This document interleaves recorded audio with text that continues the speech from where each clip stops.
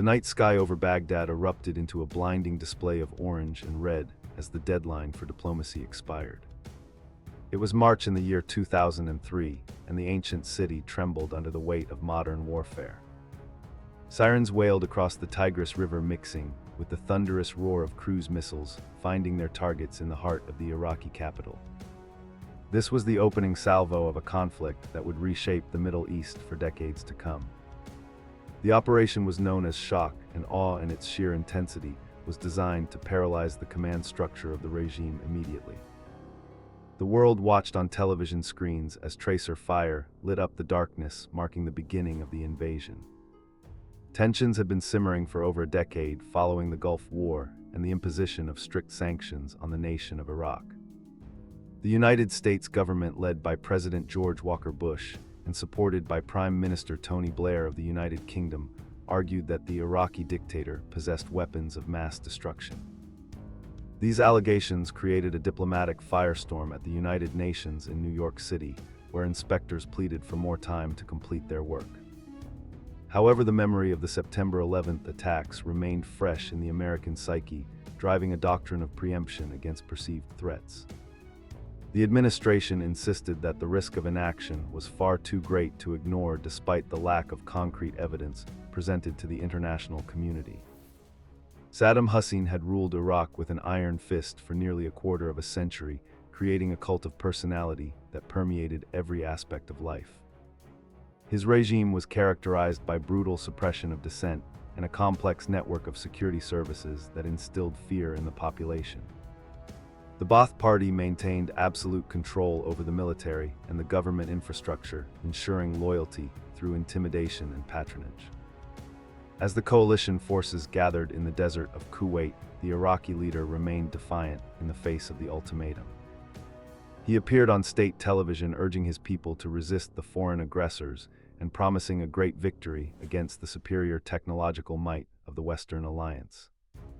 The coalition strategy relied on speed and overwhelming firepower to bypass strongpoints and reach the capital city as quickly as possible. Thousands of tanks and armored personnel carriers surged across the border from Kuwait, tearing through the defensive berms and racing into the Iraqi desert. The plan was to decapitate the regime before it could launch chemical attacks or destroy the oil fields in the south. Unlike the previous conflict, this invasion aimed for regime change rather than mere liberation of territory. The soldiers on the ground faced a mix of regular army units and irregular paramilitary forces known as the Fedayeen Saddam, who fought with fanatical zeal despite their lack of heavy equipment. As the armored columns pushed north toward the Euphrates River, they encountered unexpected resistance in the city of Nasiriyah. This strategic crossing point became a chaotic battleground where supply lines were ambushed and heavy fighting ensued in the urban streets. The rapid advance left some units overextended and vulnerable to hit and run attacks by Iraqi fighters dressed in civilian clothing. It was here that the reality of the war became clear to the commanders on the ground. The enemy was not fighting a conventional war of tank battles in the open desert, but a gritty urban conflict that blurred the lines between combatants and non-combatants in the dust-filled air. A massive sandstorm soon engulfed the region, turning the sky a deep apocalyptic orange and bringing the advance to a temporary halt.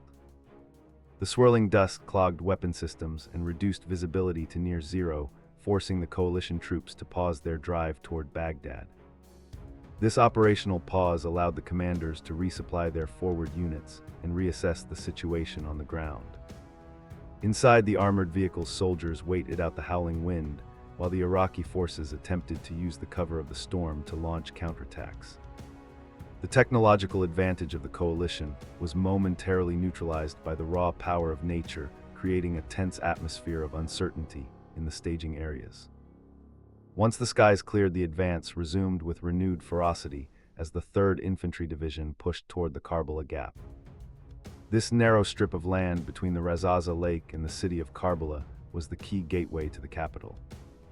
The Republican Guard divisions tasked with defending the outer perimeter of Baghdad were decimated by precision airstrikes before they could effectively engage the ground forces. The coordination between air power and ground maneuver was devastatingly effective, leaving burning hulks of Iraqi armor scattered across the landscape. The road to the capital was now open, and the final assault on the seat of power was about to begin in earnest. The battle for the Saddam International Airport marked a psychological turning point as coalition forces seized the facility just outside the city limits. Control of the airport provided a crucial logistical hub and a base for future operations within the capital itself. Iraqi Information Minister Mohammed Saeed al-Sahaf continued to deny the presence of American troops in Baghdad even as their tanks rolled past the airport perimeter. His surreal press conferences became a symbol of the disconnect between the regime propaganda and the reality unfolding on the battlefield. The denial of the obvious truth only served to highlight the imminent collapse of the Baathist government as the circle closed around them. Commanders authorized a series of bold armored incursions into the center of Baghdad known as Thunder Runs to test the defenses. Columns of Abrams tanks and Bradley fighting vehicles roared down the main highways, blasting through roadblocks and engaging targets at point-blank range. These high-speed raids demonstrated that the regime had lost control of its own capital and could not stop the coalition advance. The psychological impact on the defenders was catastrophic as they realized their leadership had abandoned them. The Thunder Runs shattered the myth of the impregnable fortress of Baghdad and paved the way for the total occupation of the city within days. On April 9, 2003, a symbolic moment occurred in Firdos Square that was broadcast to millions around the globe. A large statue of Saddam Hussein was toppled by a recovery vehicle, assisting a crowd of cheering Iraqi civilians. The metal figure bent and twisted before crashing to the ground, signaling the end of the dictatorship. People danced in the streets and struck the fallen statue with their shoes in a gesture of supreme insult.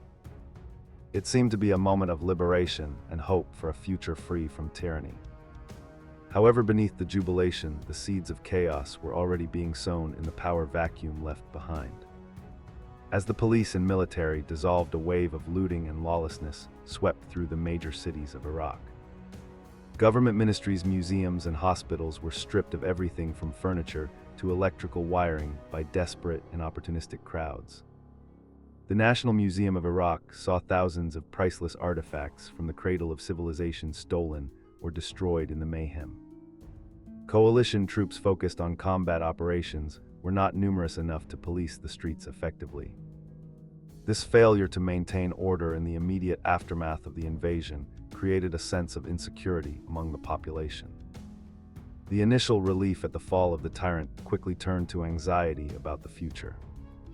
President George Walker Bush stood on the deck of an aircraft carrier in May under a banner that read "Mission Accomplished."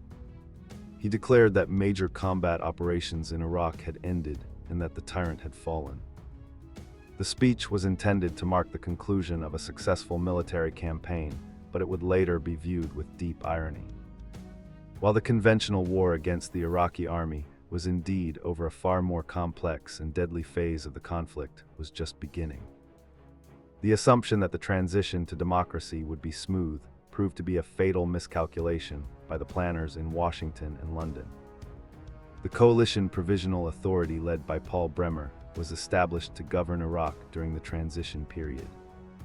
One of the first decisions made by this body was the complete disbandment of the Iraqi army and intelligence services. This order instantly put hundreds of thousands of armed and trained men out of work without pensions or a future. It stripped the country of its primary security force and created a vast pool of angry recruits for the brewing insurgency.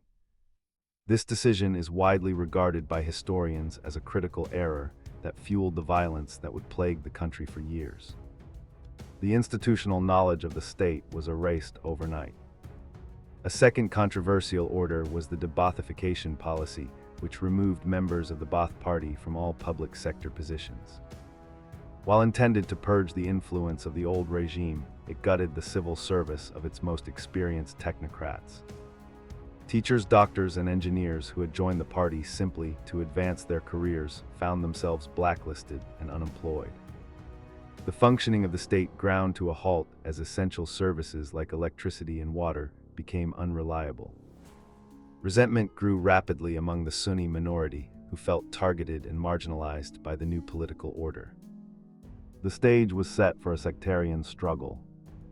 By the summer of 2003, a sophisticated insurgency began to emerge, targeting coalition forces and international organizations. The bombing of the United Nations headquarters in the Canal Hotel in Baghdad killed the Special Representative Sergio Vieira de Mello and led to the withdrawal of UN staff. This attack signaled that the insurgents were not just fighting the occupiers, but were intent on isolating Iraq from the international community. The use of remote detonated explosives and suicide bombers became the signature tactics of this new asymmetric warfare. The security situation deteriorated as foreign fighters began to filter into the country to join the holy war against the West. The capture of Saddam Hussein in December 2003 provided a brief moment of victory for the coalition. Soldiers found the disheveled dictator hiding in a small spider hole near his hometown of Tikrit. He surrendered without a fight and was taken into custody to face trial for his crimes against humanity.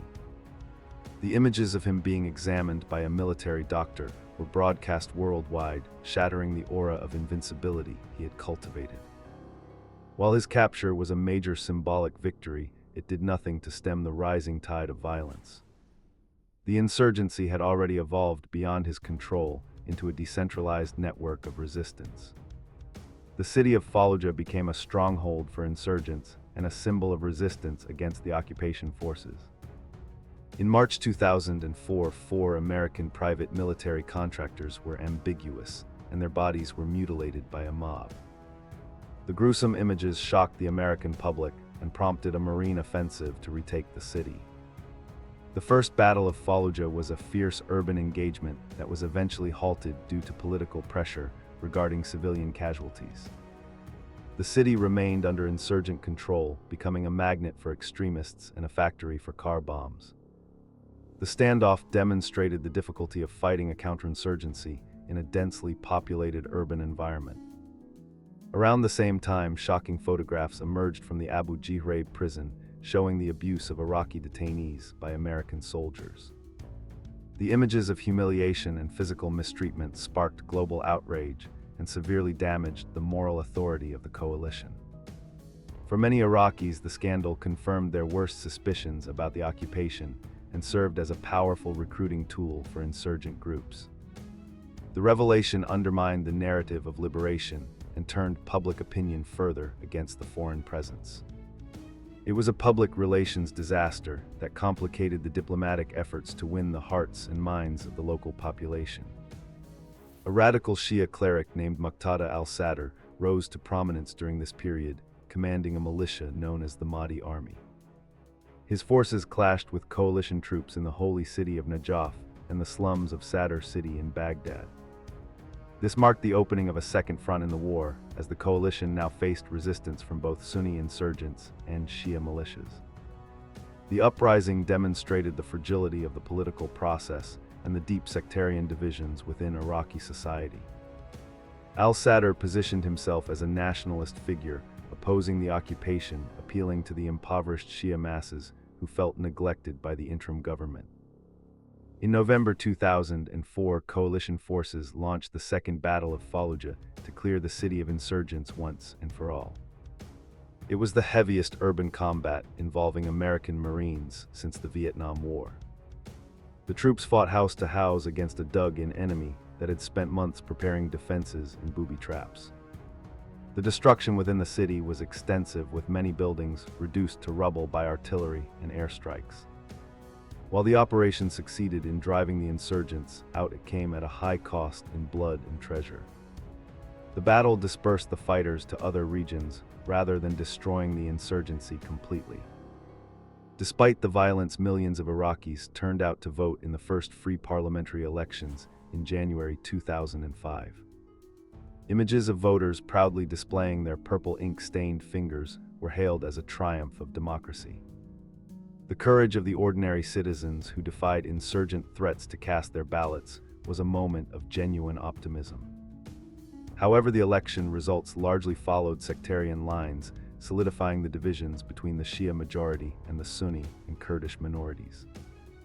The formation of a government proved difficult, and the political bickering failed to address the basic needs of the population or the security crisis. The destruction of the Golden Mosque in Samarra in February 2006 triggered a catastrophic explosion of sectarian violence. Although the shrine had no casualties, the bombing of one of the holiest Shia sites was a deliberate provocation by al-Qaeda in Iraq. Shia militias retaliated by slaughtering Sunnis and attacking their mosques, plunging the country into a vicious civil war. Death squads roamed the streets of Baghdad executing civilians based on their identification cards.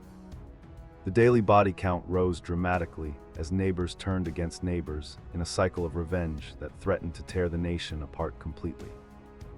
By the end of 2006, the American public had grown weary of the war and the spiraling chaos in Iraq. The Iraq Study Group report described the situation as grave and deteriorating, recommending a change in course. President Bush rejected calls for a withdrawal and instead announced a new strategy known as the surge. He ordered the deployment of over 20,000 additional troops to secure the population centers in Baghdad. The new Commander General David Petraeus implemented a counterinsurgency doctrine that focused on protecting civilians and living among the people rather than commuting from large bases. A critical component of the turnaround was the Anbar awakening, where Sunni tribal sheiks turned against al-Qaeda. Tired of the brutality and religious extremism of the foreign fighters, the tribes allied themselves with the coalition forces. The American military began paying and arming these former insurgents, calling them the Sons of Iraq. This alliance drove the extremists out of their safe havens in western Iraq and drastically reduced the violence. The combination of the troop surge and the tribal awakening changed the momentum of the war. Security improved significantly, allowing a semblance of normal life to return to many areas. As the violence subsided, the Iraqi government and the United States negotiated the Status of Forces Agreement in 2008. This document set a timeline for the withdrawal of all American combat troops from Iraqi cities and eventually from the country entirely. It marked the beginning of the end of the occupation and the transfer of full sovereignty back to the Iraqi state. The focus shifted from combat operations to training and advising the Iraqi security forces. The responsibility for the future of the nation was being placed squarely back into the hands of its own leaders. The withdrawal of American troops was completed in December 2011, fulfilling the promise made by President Barack Obama. The last convoys crossed the border into Kuwait, ending nearly 9 years of military presence. The war had cost thousands of American lives and hundreds of thousands of Iraqi lives, leaving deep scars on both nations. The Iraq that the soldiers left behind was a fragile democracy plagued by corruption and sectarian tension. The departure was a somber moment, lacking the victory parades that had greeted the end of previous conflicts. The question of whether the sacrifice had been worth it remained unanswered. Prime Minister Nouri al-Maliki consolidated power in the years following the American withdrawal, pursuing policies that alienated the Sunni population. He arrested prominent Sunni politicians and cracked down on protests, fueling resentment once again. The security forces became increasingly sectarian and ineffective, hollowed out by corruption and nepotism. The grievances that had driven the insurgency in the early years of the war resurfaced with renewed intensity.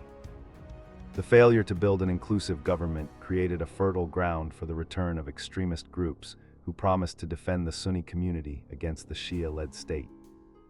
From the ashes of al-Qaeda in Iraq, a new and even more brutal organization emerged known as the Islamic State, or ISIS. Feeding on the chaos in neighboring Syria and the anger in western Iraq, they swept across the border in 2014. The Iraqi army, which had received billions of dollars in training and equipment, collapsed in the face of the advance. Major cities like Mosul fell within days as soldiers abandoned their posts and fled. The world watched in horror as the black flag of the extremists was raised over large swathes of territory, threatening the very existence of Iraq. The rapid rise of the Islamic State forced the United States to return to Iraq with a campaign of airstrikes to support the Iraqi forces. A new international coalition was formed to degrade and destroy the terrorist group, that had declared a caliphate. The fight to retake the lost territory would take years of grinding urban warfare, destroying much of what had been rebuilt. The cycle of violence seemed to have come full circle, with a new generation of soldiers fighting over the same ground. The legacy of the invasion and the subsequent mismanagement had created a vacuum that extremists were all too eager to fill. The human cost of the Iraq War is difficult to quantify with precision, but the toll was undeniably staggering. Hundreds of thousands of Iraqi civilians perished due to violence, disease, and the collapse of infrastructure. Millions more were displaced from their homes, becoming refugees within their own country or fleeing abroad. The psychological trauma inflicted on a generation of children who grew up knowing only war is a burden the country will carry for decades. The social fabric of Iraq was torn apart, with ancient communities dispersed and the trust between sects shattered. The suffering extended far beyond the battlefield. For the United States, the war resulted in the loss of over 4,400 service members and tens of thousands wounded. The financial cost ran into the trillions of dollars, contributing to the national debt and straining the economy. The conflict also had a profound impact on the standing of America in the world, damaging alliances and its reputation. The intelligence failure regarding weapons of mass destruction led to a lasting skepticism about government claims and military intervention. The syndrome of the war influenced foreign policy decisions for years, making leaders more hesitant to engage in ground conflicts. The environmental impact of the war was also severe, with oil fires, military waste, and depleted uranium munitions contaminating the land. The marshes of southern Iraq, which had been drained by Saddam and partially restored, suffered from neglect and pollution. The crumbling infrastructure meant that many Iraqis continued to live without reliable electricity or clean water long after the war officially ended. The dust storms became more frequent and intense, exacerbated by the movement of heavy military vehicles tearing up the desert crust. The physical scars on the landscape mirrored the political and social fractures within the nation. Despite the tragedy, there were moments of resilience and cultural revival amidst the ruins. The Iraqi people, known for their hospitality and rich history, attempted to rebuild their lives against overwhelming odds. Markets reopened, universities held classes, and artists began to express themselves freely after decades of censorship. The removal of the dictatorship did open the door to the world, connecting Iraqis to the internet and global media. A vibrant civil society began to take root, with women and minorities advocating for their rights in the new constitution. These small victories were hard-won and fragile. The trial and execution of Saddam Hussein in 2006 brought a definitive end to the era of the Baathist dictatorship. He was found guilty of crimes against humanity for the killing of 148 Shiites in Dujal. His execution by hanging was a polarizing event, celebrated by his victims, but condemned by others for the undignified manner in which it was conducted. It did not bring the closure that many had hoped for, as the violence in the streets continued unabated. The ghost of the dictator continued to haunt the country, as his former loyalists played a key role in the insurgency. Reflecting on the war, historians grapple with the complexity of the invasion and its aftermath. It removed a brutal tyrant who had gassed his own people and started two major wars. However, the lack of post-war planning and the ignorance of local dynamics turned a military victory into a political disaster. The disruption of the balance of power in the Middle East empowered Iran and destabilized the entire region. The lessons of the Iraq War are now taught in military academies and diplomatic schools as a cautionary tale of hubris and unintended consequences. Today, Iraq remains a nation in transition, struggling to define its identity in the wake of so much destruction. The democratic institutions established after the invasion are still fragile and subject to the pressures of sectarianism and foreign interference. The youth of Iraq, who have known nothing but conflict, are demanding better governance and an end to corruption. Their protests in the squares of Baghdad echo the desire for dignity and sovereignty that has always existed. The story of the Iraq War is not just one of battles and politicians, but of a resilient people striving to survive. As the sun sets over the Tigris River, the call to prayer still echoes across the rooftops of Baghdad, just as it has for centuries. The scars of the invasion, the insurgency, and the civil war are visible on the buildings and in the memories of the people. The fall of Saddam Hussein changed the course of history, but the price paid for that change was immense. The whisper of time tells a story of ambition, tragedy, and the enduring human spirit in the face of catastrophe. The final chapter of this turbulent period has yet to be fully written.